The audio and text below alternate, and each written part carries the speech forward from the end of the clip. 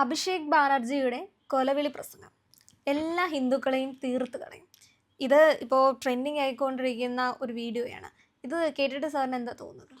അല്ല, ഈ അഭിഷേക് ബാനർജി എന്ന് പറഞ്ഞാൽ മമതാ ബാനർജിയുടെ മരുമകനാണ്. അതെ. ഒരു ഇൻബോൺ ക്രിമിനലാണ്. 38 വയസ്സങ്ങടെ പ്രായമുള്ളു. അയാൾ പാർലമെൻറ്റ് മെമ്പറൊക്കെയാണ്.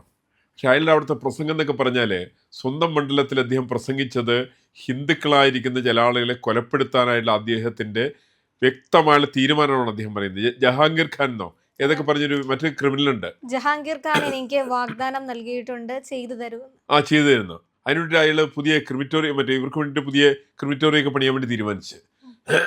ഇതൊക്കെ അഭിഷേക് ബാനർജിയെ സംബന്ധിച്ച് ഇപ്പോഴത്തെ അയാളുടെ അമ്മായി കണ്ട് സംസാരിക്കുന്നത് ഇതൊക്കെ ഇത് കൃത്യമായിട്ട് ഹിന്ദുക്കളെ സംബന്ധിച്ച് അയക്കൊരു ഒന്നും അറിയില്ല എന്നുള്ള വസ്തുത. കാരണം ഒരു കാലത്ത് കേരളത്തിൽ പ്രത്യേകിച്ച് ബംഗാളിലെ ഹിന്ദുക്കൾ എങ്ങനെയായിരുന്നു? ബംഗാളിലെ ഹിന്ദുക്കളെ അടിച്ചെന്നെ ഒരു തിരിച്ചടിക്കില്ലായിരുന്നു.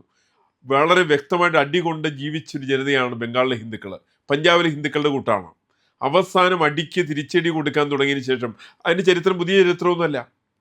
അത് ഏകദേശം തുടങ്ങുന്ന 1905 സമയത്തിൻ്റെ അവിടെ ബംഗാളിൻ്റെ വിഭജനം ഉണ്ടായി.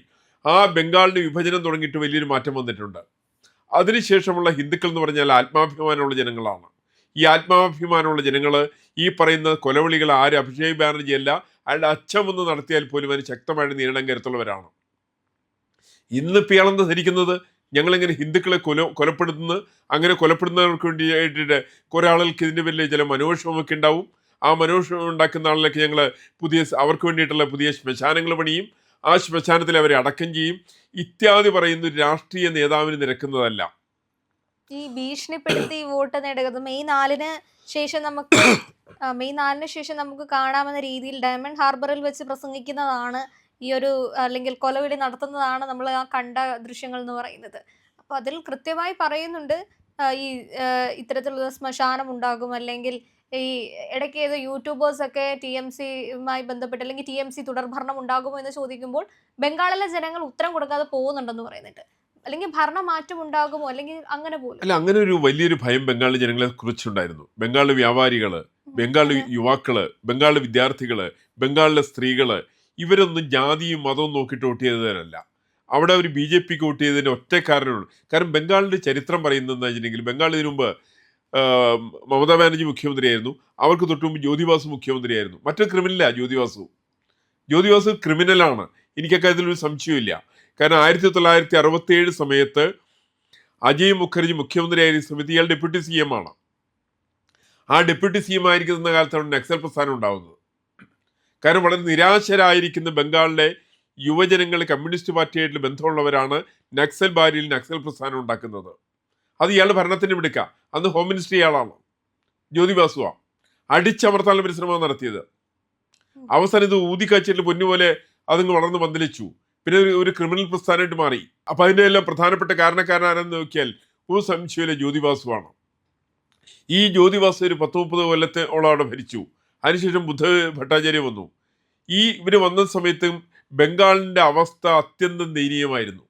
അവിടെയുള്ള വ്യവസായ സ്ഥാപനങ്ങളൊക്കെ തകർന്നു, കാർഷിക രംഗം ഇല്ലാണ്ടായി, അവിടെയുള്ള ടൂറിസം എന്ന് പറയുന്ന സംവിധാനം ഇല്ലാണ്ടായി, വ്യവസായശാലകൾ പൂർണ്ണമായിട്ട് അടച്ചു, കച്ചവട സ്ഥാപനങ്ങൾ മൊത്തം ഇല്ലാണ്ടായി, സാഹിത്യരംഗത്ത് പോലെ അതിൻ്റെ പതനം വളരെ വ്യക്തമായിട്ട് ബോധ്യപ്പെട്ടിരുന്നു.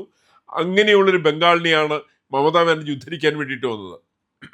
അവരൊരു 15 കൊല്ലക്കാലത്ത് ഭരണം ഉണ്ടെങ്കിൽ അവർ മിക്കവാറും ബംഗ്ലാദേശിൽ നിന്ന് ആളുകളെ കൊണ്ടുവന്ന് ഈ ജ്യോതിബാസു വെച്ച് തുടങ്ങി വെച്ച പ്രവർത്തനമാണ്. ചില ജില്ലകളൊക്കെ തന്നെ മുസ്ലിം കേന്ദ്രീകൃതമായിരിക്കുന്ന ജില്ലകളാക്കി. ആ ജില്ലകളിൽ നിന്ന് മത്സരിക്കുന്ന ആളുകൾ അവരുടെ പ്രസംഗത്തിൽ ഒരു ഭാഗമാണ് അഭിഷേക് ബാനർജിയുടെ പ്രസംഗം. കാരണം അഭിഷേക് ബാനർജിക്ക് മുസ്ലിങ്ങളുടെ വോട്ട് മാത്രം മതി. അവർ വോട്ടുകൊണ്ട് ജയിക്കാൻ ധരിച്ചു. അവർ വോട്ടുകൊണ്ട് ജയിക്കുന്ന സമയത്ത് സ്വാഭാവികമായിട്ട് അവിടെയുള്ള മറ്റു ഭൂരിപക്ഷ വിഭാഗം എന്ന് പറയുന്നത് ഹൈന്ദവ ജനങ്ങളാണ്. ഈ ഹൈന്ദവരെ കൊലപ്പെടുത്താൻ വേണ്ടിയിട്ട് തീരുമാനിക്കുന്ന ബംഗ്ലാദേശികൾക്ക് വേണ്ടിയിട്ട്. നമുക്കിന്ന് പറയാലോ കേരളത്തിലെ അവസ്ഥ എങ്ങനെയാ? കേരളത്തിൽ ഏകദേശം 20 ലക്ഷത്തോളം വരുന്ന ആളുകളാണ് ഇവർ താമസിക്കുന്നതെന്നാണ് പറയുന്നത്. വ്യത്യസ്തമായ ജില്ലകളിൽ. അവിടെ പെരുമ്പാവൂരൊക്കെ തന്നെ നിരവധി ആളുകളുണ്ട്. കോട്ടയം ജില്ലയുടെ പല ഭാഗത്തും നിരവധി ആളുകളുണ്ട്. അവരെയൊക്കെ കഴിഞ്ഞ പിണറായി വിജയൻ സർക്കാരെ അവരെ വിളിച്ചത് അതിഥി തൊഴിലാളികൾ എന്നാണ് വിളിച്ച്. ഈ അതിഥികളുടെ ഇവിടുത്തെ പല കേസിൽ പ്രതികളാണ്. അവർ ഒരുപാട് അന്യായങ്ങൾ കാണിച്ചിട്ടുള്ളവരാണ്, അതിക്രമങ്ങൾ കാണിക്കുന്നവരാണ്. ഇന്ന് ആ തരത്തിൽപ്പെട്ട ആളുകൾ ബംഗ്ലാദേശികളായിട്ടുള്ള ആളുകൾ ഒഴിച്ച് ഭൂരിപക്ഷം വരുന്ന ബംഗാളികളിൽ നിന്ന് മടങ്ങിപ്പോയി. കാരണം ബംഗാളിലെ ഭരണമാറ്റം അവരെ സംബന്ധിച്ച് അവർക്കൊരു തൊഴിൽ കിട്ടുന്ന സാഹചര്യം നിലവിലുണ്ട് അവിടെ. ഒരു കാലത്ത് അതുണ്ടായിരുന്നില്ല. ബംഗാളിൽ വലിയ തൊഴിൽ ക്ഷാമമാണ്. ഞാൻ ബംഗാളിൽ പലപ്പോഴും പോയിട്ടുണ്ട്. അവിടെ കൽക്കട്ടയിൽ പോയിട്ടുണ്ട്. അവിടെയുള്ള മറ്റു പല ജില്ലകളിലും പോയിട്ടുണ്ട്. കടുത്ത ദാരിദ്ര്യമാണ് ജനങ്ങൾക്ക്. ഒരു സ്ത്രീ ജോലിക്ക് നിർത്തിയാൽ 80 രൂപ ശമ്പളം കൊടുത്താൽ മതി. രാവിലെ തുടങ്ങിയിട്ട് വൈകുന്നേരം വരെയൊക്കെ അവർ ജോലി ചെയ്യും. ഒരു പുരുഷന്റെ ശമ്പളം 125 റുപ്യയാണ്. ഈ ജ്യോതിബാസുവിന്റെ ഭരണകാലത്തുണ്ടായിരുന്ന സംഭവം പറഞ്ഞ് ഞാൻ ആ കാലത്ത് ഒരിക്കൽ പോയിരുന്നു. നമ്മൾ വണ്ടിയിൽ പോയി കഴിഞ്ഞാൽ ഈ ലോറികളൊക്കെ തടഞ്ഞു നിർത്തുന്നത് അവിടെയുള്ള ജനകീയ പോലീസാ. ആരാ ജനകീയ പോലീസ് എന്ന് പറഞ്ഞാൽ കമ്മ്യൂണിസ്റ്റ് പാർട്ടിയുടെ DFI പെട്ടുള്ള ചെറുപ്പക്കാരായിരിക്കുന്ന ആളുകൾ വണ്ടികൾ തടഞ്ഞു നിർത്തുന്നു. ആ വണ്ടികളിൽ നിന്ന് 5 റുപ്യ വാങ്ങിക്കുന്നു. അങ്ങനെ കൈക്കൂലി വാങ്ങിക്കുന്നവരാണ് കമ്മ്യൂണിസ്റ്റുകാരവിടെ. അങ്ങനെയുള്ള കമ്മ്യൂണിസ്റ്റ് പാർട്ടിയെ ജ്യോതിബാസുവിന്റെയും ബുദ്ധദേവ് ഭട്ടാചാര്യയുടെ ഭരണത്തോടു കൂടിയിട്ട് ആ കമ്മ്യൂണിസ്റ്റ് പാർട്ടി ഇല്ലാണ്ടായി. സ്വാഭാവികമായിട്ട് ചെറുപ്പക്കാർക്ക് വേറെ വഴി അന്വേഷിക്കേണ്ടി വന്നു. ആ തരത്തിൽപ്പെട്ട ചെറുപ്പക്കാരാണ് കേരളത്തിലേക്ക് അധികം വന്നവര്. ഇവർക്ക് വേറെ തൊഴിലെന്ന് പറഞ്ഞ് അറിയില്ല. അവരുടെ പൊറോട്ട അടിക്കാൻ തുടങ്ങി, അവരുടെ ചായ അടിക്കാൻ തുടങ്ങി, സാധാരണ തൊഴിലുകൾ അവർ ചെയ്യാൻ വേണ്ടി തുടങ്ങി. അങ്ങനെ കേരളം മുഴുവൻ ബംഗാളികളുടെ കേന്ദ്രമായിട്ട് മാറി. ഇന്നിപ്പോൾ ഭരണം മാറിയ സമയത്ത് ബംഗാളികൾക്ക് ഇന്നിപ്പോൾ അവിടെ സ്പേസ് ഉണ്ട്. കഴിഞ്ഞ മമതാ ബാനർജിയുടെ ഭരണകാലത്ത് ബംഗാളികൾക്ക് സ്പേസ് ഇല്ല. അവിടെ ബംഗ്ലാദേശികളാണ്. ലക്ഷക്കണക്കിന് വരുന്ന ബംഗാളികൾ അവിടെ താമസാക്കിയിട്ടുണ്ട്. ബംഗ്ലാദേശികൾ അവർ താമസാക്കുന്ന സമയത്ത് ബംഗാളികൾക്ക് തൊഴിലില്ല. അവർ തൊഴിൽ കിട്ടാതെ കണ്ട് നിവൃത്തി കിട്ടാണ് അവർ കേരളത്തിലേക്കൊക്കെ വന്നത്. അവർ കേരളത്തിലേക്ക് വന്നു, അവർ ഒറീസയിലേക്ക് പോയി, അവർ തമിഴ്നാട്ടിലേക്ക് പോയി, അവർ ആന്ധ്രാപ്രദേശിലേക്ക് പോയി, അവർ ബീഹാറിലേക്ക് പോയി, ഉത്തർപ്രദേശിലേക്ക് പോയി, അവരുടെ ഗുജറാത്തിലേക്ക് വരെ അവർ പോയിട്ടുണ്ട്. എവിടെ ഭാരതത്തിന്റെ എല്ലാ സംസ്ഥാനങ്ങളിലുമുള്ള ഏക സംസ്ഥാനത്തിന്റെ തൊഴിലാളികൾ എന്ന് പറയുന്നത് ബംഗാളികൾ മാത്രമാണ്. അങ്ങനെ ബംഗാളികളെ പതനത്തിലേക്ക് എത്തിച്ചതിന്റെ വലിയ ഉത്തരവാദിത്വം വഹിച്ചത് മമതാ ബാനർജിയും ഈ പറയുന്ന അഭിഷേക് ബാനർജിയും കൂടിയാണ്.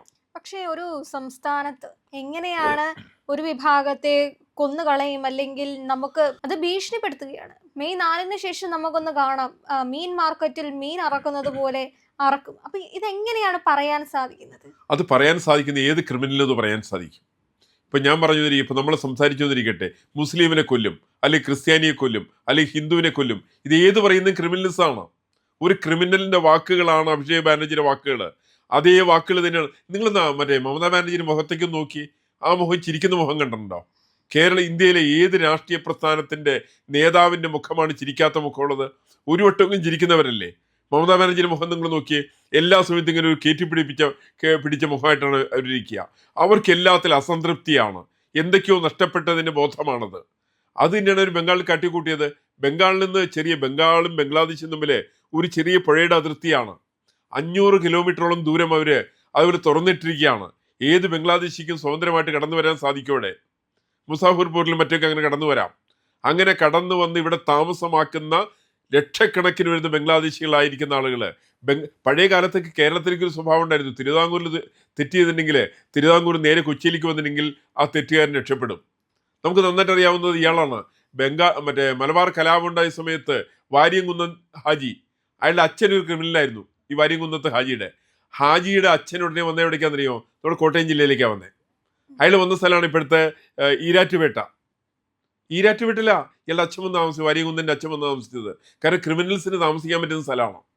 അവരെ ആരും അറിയുന്നില്ല. സാമൂതിര രാജ്യത്തു നിന്ന് പോന്നു. ഇവിടെ വന്നിട്ട് ഈ രാജ്യത്ത് അതൊരു കുറ്റകൃത്യം അല്ലാത്തത് കൊണ്ട് ഇവിടെ ഒന്ന് പിടിക്കാൻ സാധ്യമല്ല. അതേപോലെ തന്നെ തിരുവിതാംകൂറിലെ കുറ്റവാളികളും കൊച്ചിയിലെ കുറ്റവാളികളൊക്കെ കോഴിക്കോടേക്ക് പോയിരുന്നു. അങ്ങനെയാണ് സ്വദേശഭവൻ രാമകൃഷ്ണപിള്ള അയാൾ എവിടേക്ക് അയച്ചത്? മുക്കത്തേക്ക് അയാൾ പോയത്. എവിടെ മുക്കം? കോഴിക്കോടാണ്. എന്താ കാരണം? അയാൾ നാട് കടത്തി എന്ന് പറഞ്ഞു. എന്താ നാട് കടത്താൻ അയാൾ വേറെ സ്ഥലത്തേക്ക് പോകാതിരിക്കാൻ കാരണം എന്താ? അയാൾ പോലീസ് പിടിക്കാൻ പാടില്ല. പോലീസ് പിടിക്കപ്പെടാതിരിക്കാൻ വേണ്ടിയിട്ട് അങ്ങനെ കേരളത്തിൽ തന്നെ തിരുവിതാംകൂറിൽ നിന്ന് മലബാറിലേക്ക് പോയ ആളുകൾ, അത് സ്വദേശാഭിമാൻ രാമകൃഷ്ണപിള്ളയാണെങ്കിൽ അപ്പുറത്ത് വാര്യംകുന്നനായിരുന്നു ഉണ്ടായിരുന്നത്, മലബാറിൽ നിന്ന് ഇപ്പുറത്തേക്ക് പോകുന്നത്. ഇതേപോലെയുള്ള ക്രിമിനൽസ് തന്നെയാണ് ബംഗ്ലാദേശിൽ കുറ്റകൃത്യങ്ങൾ കാണിക്കുക, അവിടെ കുഴപ്പങ്ങൾ കാണിക്കുക, അവിടെ വേണ്ടാധീനങ്ങൾ കാണിക്കുക, അവിടുത്തെ ജനങ്ങളെ ദ്രോഹിക്കുക, അവിടുത്തെ ജനങ്ങളെ കൊല്ലുക. അങ്ങനെ കൊന്നിട്ടുള്ളവർ പലരും അതിർത്തി കടന്നൊക്കെ ബംഗാളിലേക്ക് എത്തി ബംഗാളിൽ താമസം ഉറപ്പിക്കുന്നു. അവർക്ക് എല്ലാ സൗകര്യങ്ങളും ഒരുക്കി കൊടുത്തത് മമതാ ബാനർജി മരുമകനായിരിക്കുന്ന അഭിഷേക് ബാനർജി കൂടി ചേർന്നുകൊണ്ടാണ്. അവർക്ക് റേഷൻ കാർഡുകൾ കൊടുക്കുന്നു, അവരുടെ പേര് വോട്ടേഴ്സ് ലിസ്റ്റിൽ ചേർക്കുന്നു, അവർക്ക് എല്ലാ തരത്തിലും ആനുകൂല്യങ്ങളും കൊടുക്കുന്നു. ഇത് പോകുന്ന എപ്പോഴാണ്? SIR വന്ന സമയത്ത് ഈ തരത്തിൽപ്പെട്ട ക്രിമിനലുകളായിരിക്കുന്ന ആളുകൾക്ക് അവിടെ താമസിക്കാൻ പറ്റാതെ വന്നു. അങ്ങനെ താമസിക്കാൻ പറ്റാതെ വന്ന സമയത്ത് അവർ തിരിച്ചു പോകുന്നു. ഇന്ന് ബംഗാളിൽ മാത്രം തിരിച്ചു പോകുന്നത് ലക്ഷക്കണക്കിന് ആളുകളാണ് പോകുന്നത്. അതുകൊണ്ട് കേരളത്തിൽ നിന്നുള്ള 10-15 ലക്ഷം പേര് തിരിച്ച് ബംഗാളിലേക്ക് ചെന്നാൽ അവർക്ക് ഇന്നവിടെ തൊഴിൽ കിട്ടും. കാരണം ബംഗ്ലാദേശികളെ അവിടെ നിന്ന് തുരത്തി ഓടിക്കുന്ന കാര്യത്തിൽ അവിടുത്തെ മുഖ്യമന്ത്രി അടങ്ങുന്ന അവിടുത്തെ ജനങ്ങളുടെ താല്പര്യം അതാണ്. അവിടുത്തെ ജനങ്ങൾ ബംഗ്ലാദേശികളെ ഒരിക്കലും തീറ്റിപ്പോറ്റാൻ തയ്യാറില്ല. അവർക്ക് കിട്ടേണ്ട റേഷൻ അരി, ആ റേഷൻ അരി കൈപ്പറ്റിക്കൊണ്ടിരുന്നത് ബംഗ്ലാദേശികളാണ് സൗജന്യമായിട്ട് റേഷൻ കൊടുക്കുന്നത്. ഇങ്ങനെ മമതാ ബാനർജി, അഭിഷേക് ബാനർജിയെ കാണിച്ച സമയത്താണ് അവിടെ ജനങ്ങൾ അതിനെതിരായിട്ട് ശക്തമായ വികാരം അവരുടെ ഭാഗത്തുനിന്നുണ്ടായി. അതിനെ ഒരിക്കലും അഭിഷേക് ബാനർജിക്ക് എന്താ പറയുക, അദ്ദേഹത്തിനെ സംബന്ധിച്ച് അതൊരിക്കലും സഹിക്കാൻ പറ്റുന്ന കാര്യമായിരുന്നില്ല. ഈ സഹനക്കുറവാണ് അദ്ദേഹത്തിൻ്റെ കൊലവിളി പ്രസംഗത്തിന് മുഖ്യ കാരണം. അതൊരു നിലനിൽപ്പിൻ്റെ പ്രശ്നമാണ്. ഏതാണെങ്കിലും ആ നിലനിൽപ്പ് ഏകദേശം ഇല്ലാണ്ടായി കഴിഞ്ഞിരിക്കുന്നു. ഇനിയൊരു തെരഞ്ഞെടുപ്പിൽ അഭിഷേക് ബാനർജി പോലും അവിടെ നിന്ന് പാർലമെന്റ് മെമ്പർ ആവുമെന്ന് ഞാൻ പ്രതീക്ഷിക്കുന്നില്ല. കാരണം അയാളുടെ രാഷ്ട്രീയ ജീവിതത്തിൻ്റെ അന്ത്യമായിരിക്കും ഈ കൊലവിളി പ്രസംഗത്തിൽ കൂടി പുറത്തു വന്നതെന്നാണ് ഞാൻ വിശ്വസിക്കുന്നത്. പ്രിയപ്പെട്ട പ്രേക്ഷകരെ, ഞങ്ങൾ ഇന്ത്യ ലൈവ് പതിവ് പോലെ നമ്മൾ പറയുകയാണ്, മാധ്യമങ്ങളിൽ വരാത്ത, മറ്റു മാധ്യമങ്ങൾ പറയാത്ത വാർത്തകളാണ് നിങ്ങളുടെ മുന്നിലേക്ക് കൊണ്ടുവരുന്നത്. ഇത് പറയാൻ ഞങ്ങൾക്ക് പ്രേരണയും ശക്തിയും നിങ്ങളാണ്. നിങ്ങൾ ഞങ്ങളുടെ കൂടെ ഉണ്ടാവണം. ഞങ്ങളുടെ ചാനൽ സബ്സ്ക്രൈബ് ചെയ്യണം. നമുക്കൊരു ചാനൽ കൂടിയുണ്ട്, C4N, C4N മലയാളം. കൂടുതൽ വാർത്തകൾ നമ്മുടെ ഈ പ്ലാറ്റ്ഫോമിൽ തന്നെ കൊടുക്കാൻ കഴിയാത്തതുകൊണ്ടാണ് C4Nൽ പുതിയ വാർത്തകൾ കൊടുക്കുന്നത്. അപ്പോൾ ആ ചാനലും കൂടി ഒന്ന് സബ്സ്ക്രൈബ് ചെയ്യണം. ഇന്ത്യ ലൈവ് ഉറപ്പായിട്ടും ചെയ്യണം. C4N കൂടെ, C4N, C എന്ന് പറഞ്ഞാൽ ക്രെഡിബിൾ, ഫോർ എൻ നേഷൻ, രാജ്യം. നമ്മുടെ രാജ്യത്തിന് വേണ്ടിയാണ്. രാജ്യം വിട്ട് ഒരു കാര്യവും ഇന്ത്യ ലൈവിനില്ല. അതുകൊണ്ട് ഞങ്ങളുടെ കൂടെ ഉണ്ടാവണം എന്നുകൂടി അഭ്യർത്ഥിക്കുന്നു.